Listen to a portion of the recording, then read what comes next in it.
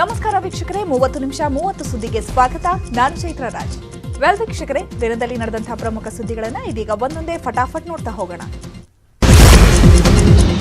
PSI ನೇಮಕಾತಿ ಪ್ರಕರಣದಲ್ಲಿ ಪ್ರಭಾವಿ ಮಂತ್ರಿ ಹೆಸರು ಕೇಳಿ ಬಂದಿದೆ. ಪ್ರಕರಣದಲ್ಲಿ 4ನೇ ರ್ಯಾಂಕ್ ಪಡೆದ ದರ್ಶನ್ ಗೌಡ ಎಂಬಾತನಿಗೆ ನೋಟಿಸ್ ಕೊಟ್ಟು ವಿಚಾರಣೆ ನಡೆಸಲಾಗುತ್ತಿತ್ತು. ಮಂತ್ರಿಯೊಬ್ಬರ ಸಂಬಂಧಿಗೆ 80 ಲಕ್ಷ ನೀಡಿದ್ದೆ, ಅವರ ಸಹಾಯ ಪಡೆದಿದ್ದೆ ಅಂತ ದರ್ಶನ್ ಗೌಡ ಹೇಳಿದ್ದಾನಂತೆ. ಈ ಮಾಹಿತಿ ಆಧಾರದ ಮೇಲೆ ಮಂತ್ರಿ ಸಂಬಂಧಿಯನ್ನು ಸಿಐಡಿ ವಿಚಾರಣೆಗೆ ಕರೆದಿದ್ರು. ತಕ್ಷಣ ಆ ಮಂತ್ರಿ ಸಿಐಡಿ ಅಧಿಕಾರಿಗೆ ಕರೆ ಮಾಡಿ ವಿಚಾರಣೆ ಮಾಡದೆ ಮನೆಗೆ ಕಳಿಸಿ ಅಂತ ಹೇಳಿದ್ರಂತೆ.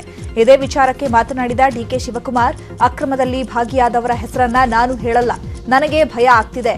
ನಾವೆಲ್ಲ ಗಂಡಸರಲ್ಲ, ನಾವು ಹೆಂಗಸರೇ, ನಾವೆಲ್ಲ ಗಡಗಡ ಅಂತ ನಡಕ್ತಿದ್ದೇವೆ ಅಂತ ಲೇವಡಿ ಮಾಡಿದ್ದಾರೆ. ನನಗೆ ಬಂದ ಮಾಹಿತಿ ಅವರ ಯಾರ ಮಂತ್ರಿಗಳ ಸಂಬಂಧ ಅಂತ ಹೇಳ್ತಾ ಇದ್ದಾರೆ. ಒಂದೇ ತಾಲೂಕಿನಲ್ಲಿ 3 ಜನ ಸೆಲೆಕ್ಟ್ ಆಗಿದ್ದಾರೆ. ಪಾಪ ಅವರೆಲ್ಲ ಆಸ್ತಿಗಳನ್ನ ಮಾರ್ಕೊಂಡಿದ್ದಾರೆ. ಮಾರ್ಕೊಂಡು ದುಡ್ಡು ಕೊಟ್ಟು, ಅದು ಇಡೀ ಊರಿಗೆ ಗೊತ್ತಿರೋಂಥ ವಿಚಾರ. ಪಾಪ ಒಬ್ಬರು ಸೆಲೆಕ್ಟ್ ಆಗಿದ್ದವ್ರ ತಂದೆಗೆ ಈ ಥರ ಆಗೋಯ್ತು ಅಂತ ಪಾಪ ಈಸ್ ಬೀನ್ ಹೆಲ್ತ್ ಭಾಳ ಅಪ್ಸೆಟ್ ಆಗಿ ಈಸ್ ಬೆಡ್ ರಿಡನ್ ಅಂತ. ಇನ್ನು ಪಾಪ ಇನ್ಫ್ಲುಯೆನ್ಸ್ ಇತ್ತು, ಒಬ್ರಿಗೆ ಫೋನ್ ಮಾಡಿ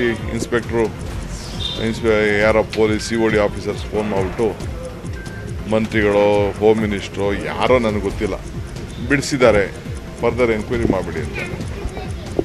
ಹೀಗೆ 3 ಜನ ಒಂದೇ ತಾಲೂಕಿನಲ್ಲಿ ಈ ರೀತಿ ಸೆಲೆಕ್ಷನ್ ಆಗಿದೆ ಅಂತ ನಮಗೆ ಮಾಹಿತಿ ಬರ್ತಾ ಇದೆ.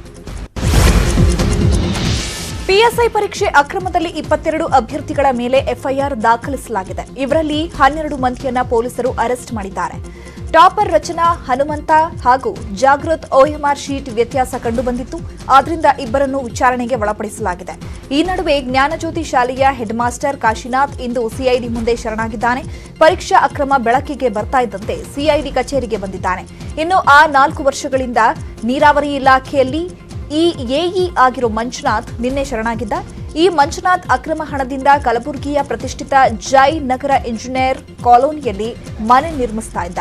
3 ಕೋಟಿ ವೆಚ್ಚದ ಈ ಮನೆಯ ಇಂಟೀರಿಯರ್ ಫರ್ನಿಚರ್ ಅನ್ನ ಚೀನಾದಿಂದ ತರಿಸಲು ಮುಂದಾಗಿದ್ದ. ಅಷ್ಟರಲ್ಲಿ ಅಕ್ರಮ ಬಯಲಾಗಿ ಸಿಐಡಿ ಬಲೆಗೆ ಬಿದ್ದಿದ್ದಾನೆ. ಮಗನ ಅಕ್ರಮದ ಬಗ್ಗೆ ಅಪ್ಪ ಕೂಡ ಬೇಸರ ವ್ಯಕ್ತಪಡಿಸಿದ್ದಾರೆ. ಪಿಎಸ್ಐ ನೇಮಕಾತಿ ಅಕ್ರಮದ ಹಿನ್ನೆಲೆಯಲ್ಲಿ ಸರ್ಕಾರ ಮರುಪರೀಕ್ಷೆ ನಡೆಸಲು ನಿರ್ಧರಿಸಿದೆ. ಆದ್ದರಿಂದ ಆಯ್ಕೆಯಾದ ಅಭ್ಯರ್ಥಿಗಳ ಗೋಳು ಹೇಳತೀರದಾಗಿದೆ.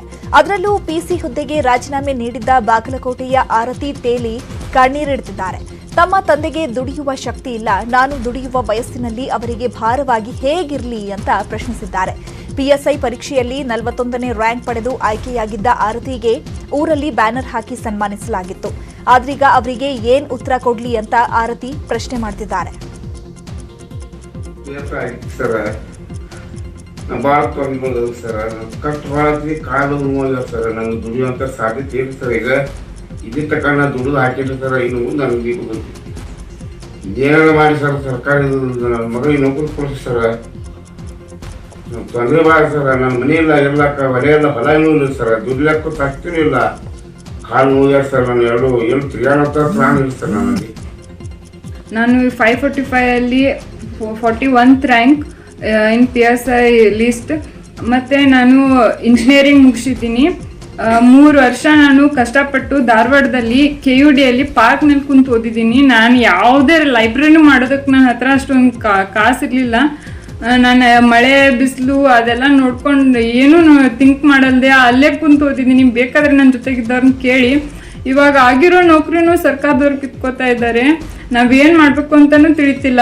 ಇವಾಗ ನಮ್ಮಪ್ಪನ ಹತ್ರ ದುಡಿಯೋಷ್ಟು ಶಕ್ತಿನೂ ಇಲ್ಲ. ಅವ್ರಿಗೆ ನಂದು ಏನು ಮನೆ ಪರಿಸ್ಥಿತಿ, ನಮ್ಮಪ್ಪ ಅಮ್ಮನ ಸಾಕೋಷ್ಟು ಏಜಲ್ಲಿ ನಾನು ಇವಾಗ ಇನ್ನೂ ಅವ್ರಿಗೆ ಭಾರವಾಗಿ ಇರಬೇಕಾ?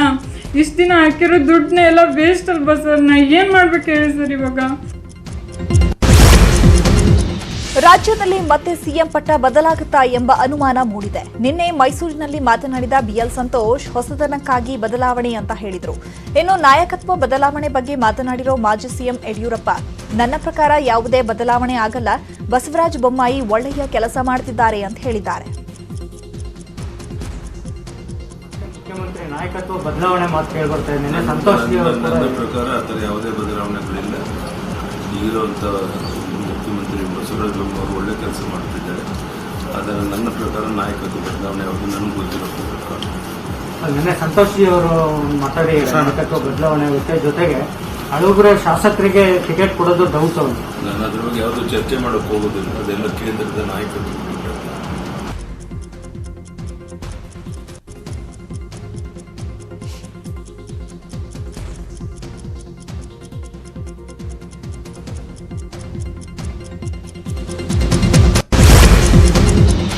ಇಂದು ಸಂಜೆ ಕೇಂದ್ರ ಗೃಹ ಮಂತ್ರಿ ಅಮಿತ್ ಶಾ ಕರ್ನಾಟಕಕ್ಕೆ ಆಗಮಿಸಲಿದ್ದಾರೆ. ಆದ್ದರಿಂದ ಸಿಎಂ ಬಸವರಾಜ ಬೊಮ್ಮಾಯಿ ಭೋಜನಕೂಟ ಆಯೋಜಿಸಿದ್ದಾರೆ.